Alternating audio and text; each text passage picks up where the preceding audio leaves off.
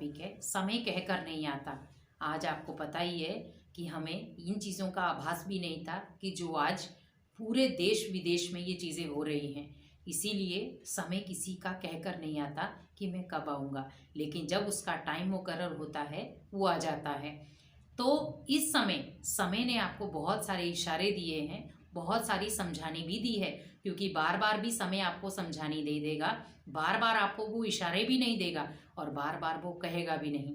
कहते भी हैं कि एक बार अगर 12 के बाद सुई निकल गई तो वो सीधी 1 पर पहुंच जाएगी। आप कोशिश भी करना चाहेंगे कि वो 12 पे दोबारा खुद ही आ जाए, वो नहीं आ सकती। वो फिर पूरा चक्कर लगाने के बाद ही वो 12 पर आएगी।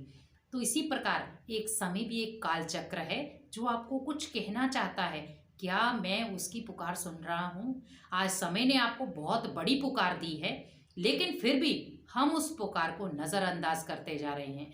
लेकिन आज देखो, बैठे बैठे व्यक्ति का हार्ट फेल हो रहा है, बैठे बैठे शुगर फुल होने के कारण शरीर छोड़ देता है, या कई बार चलते चलते साइलेंस अटैक आ जाता है, शरीर छोड़ देता है, या कई बार घर से बाहर खुशी से निकलता है लेकिन एक्सीडेंट हो जाता है और घर लौट कर नहीं आता है।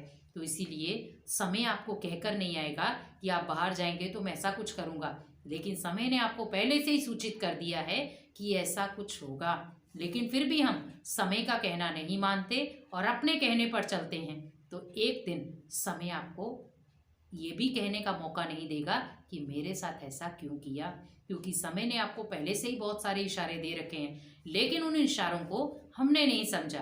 तो इसीलिए समय के इशारों को समझे कि समय आपसे कुछ कहना चाहता है, वो क्या कहने की कोशिश कर रहा है, क्योंकि समय ने आपको बहुत सारे इशारे दिए हैं, भले वो परिस्थितियों के रूप में हों, भले वो बिजनेस के लॉस के रूप में हों, और या भले वो मंदिरों के बंद रूप में हों, क्योंकि ये सब समय के इशारे ही थे। समय ने आपसे कुछ मांगा है, लेकिन आज हम कहते हैं कि मेरे पास समय नहीं है भगवान के लिए।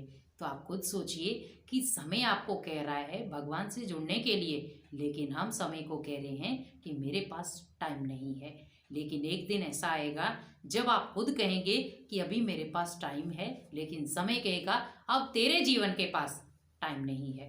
तो आप खुद सोचिए कि उस समय आपका सोच कैसी होगी। इसीलिए जीवन के पास जितना समय है उसको भगवान की याद में, भगवान के कार्य में गुजारें।